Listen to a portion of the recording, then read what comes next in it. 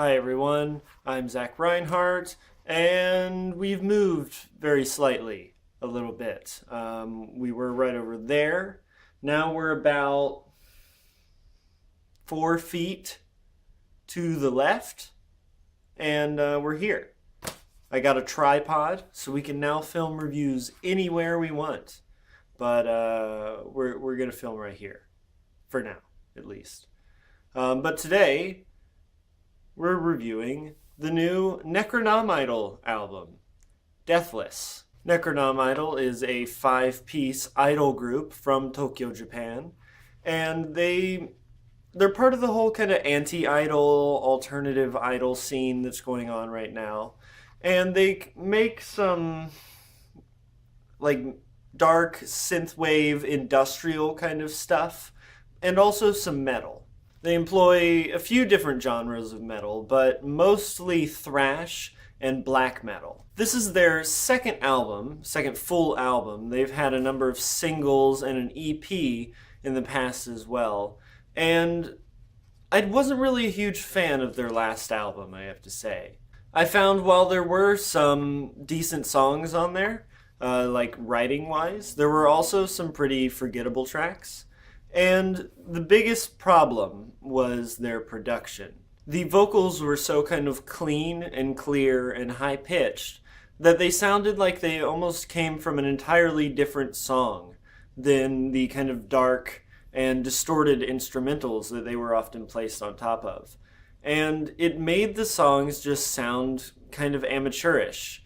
Plus, in their earlier album, the recording quality on the vocals wasn't especially good. But they've been improving steadily. In their last EP, From Chaos Born, I actually kind of liked. There were some good songs on there, and the production had definitely improved. It was still an issue for sure. It wasn't perfect. For instance, the vocals were just way too loud in the mix, which really just kind of drew attention to how out of place they sounded. But it was definitely an improvement, recording quality-wise and production just quality-wise, from their last album. And on this album, they've improved even further to where the production is almost not an issue. It still has some flaws, but this is a consistently improving group, and I think that needs to be mentioned. But how's the album sound? Is it any good? Are any of these songs worth listening to? Well, at least a few of them are.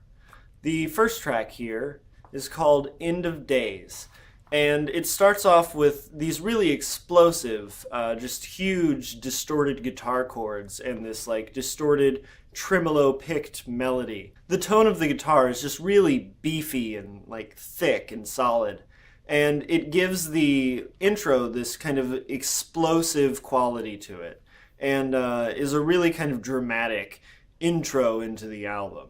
As the song transitions into the verse, the guitar quiets down a little bit to make room for the vocals and starts playing some fairly unimaginative kind of thrash riffs. And that's definitely one thing I can say about this record is like it isn't really innovating in the metal sphere at all. It's just kind of using metal as a backdrop for kind of changing up idol music. But the vocals themselves kind of mesh with the music much better than they did on any past Necronomidol release. They've been made a little bit quieter than in past releases where they were really kind of dominating the mix, and they're allowed to just kind of mix with the rest of the instrumentation.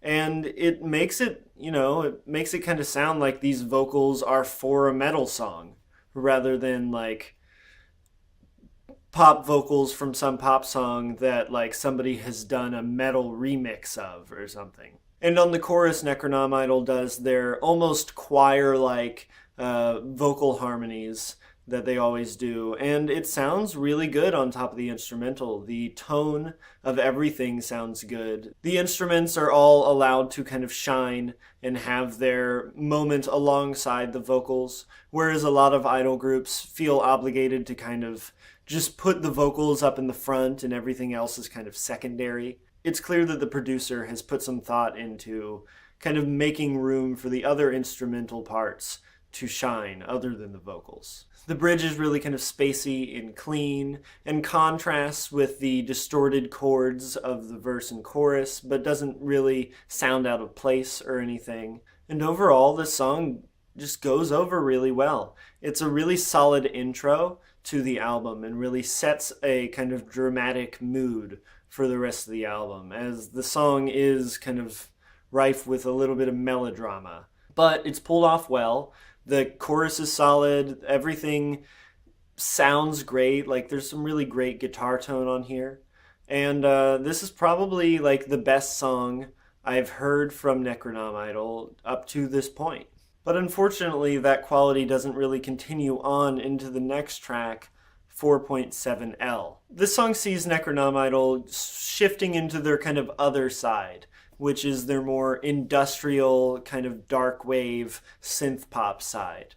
And you get these kind of acid house, arpeggiated synthesizers, and these kind of like big industrial synths, combined with a really cliche kind of industrial rock / metal, distorted guitar chord progression that sounds like Rammstein if Rammstein was just completely uninteresting. And the song isn't helped by any of its vocals or writing, as the chorus is lukewarm at best, and the verse is entirely forgettable. The song comes off as a little bit slapped together. The production quality is definitely not the same that it was on End of Days. And there's this key change towards the end on the last chorus that sounds just really amateurish. The vocals seem just a little bit sharp of whatever they're trying to hit. I'm kind of reminded that I'm listening to pop idols, and, you know, they usually can't sing all that incredibly well. And, you know, Necronomidol have never been great, amazing singers, but they are often able to kind of fake it till they make it, you know? But on that key change, it's really kind of jarring and just does not sound good at all. The song is dancey and it tries to be poppy, but it's not catchy, and it just doesn't have the writing solid enough to pull something like that off. Really kind of forgettable track. But the next track, Skulls in the Stars, is a significant improvement on what they were doing with the kind of industrial synth stuff on the last track. Now, they have had a while to hone this song, as it is one of their really early songs. It was on their last album and on a single before that. But this is definitely the kind of definitive best version that's been released so far. This song starts off with this lead synthesizer that is playing this melody that is the kind of main melody of the chorus. And the big difference here is that this melody is actually kind of catchy and, you know, interesting. It kind of meanders about and arrives at a conclusion. The song is also helped by this monstrously huge synth tone that comes in when the full beat comes in on the verse. The song manages to use all these kind of somewhat retro-ish industrial elements without just sounding hugely out of date, as a lot of kind of industrial sounds can. Necronomidol definitely isn't afraid of an 80s throwback, as we will see a few times on this record, really kind of including this song. But it's not just a straight up kind of rehash of the sound. They are doing something a bit more modern with it and just kind of acknowledging the older kind of 80s stuff. The verse on this song is okay. It's nothing really special, but it doesn't detract from the song and kind of serves its purpose of getting you to the chorus well. And the chorus is worth it. I really like the melody on the chorus. It's very catchy, and it's got this kind of darkish, kind of creepy vibe to it. but it's definitely still poppy and kind of catchy and, earworm worthy. Overall, I like the song. It is a little cheesy at times when it's kind of nodding to those older sounds that it's referencing, but overall, it's kind of part of the charm as well. Now, skipping ahead a little bit, we have probably the weirdest track on here, Hexon Id, which is track 6. The song starts off with this like ticking clock and these really high kind of piano notes, like at the very end of the piano, kind of noodling away with this kind of low synthesized hum going on under it that gives it this really kind of eerie, atmospheric feeling. When the vocals come in, the pianos start playing along with this really linear melody that, it feels like it has a very kind of plotted out path, that it rises and falls and reaches a conclusion, and, it feels really well planned out and kind of like almost like a nursery rhyme kind of melody.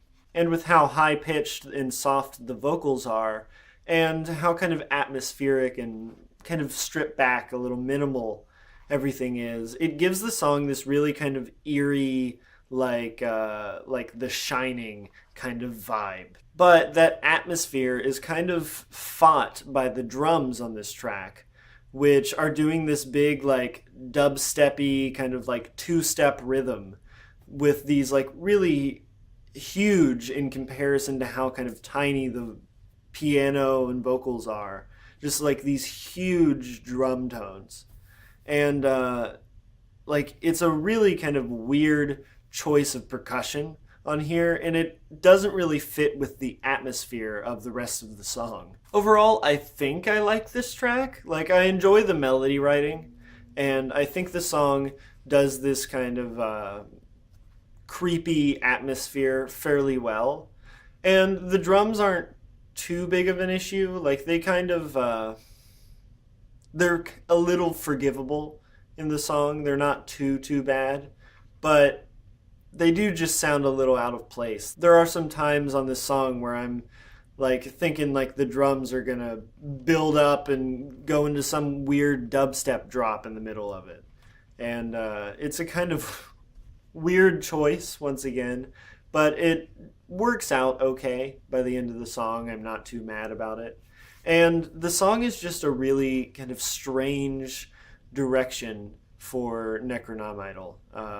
When you compare it to the rest of the songs on here, at least, it sounds like nothing like them. It incorporates no metal at all, and it really isn't all that industrial or kind of synth-wavy either.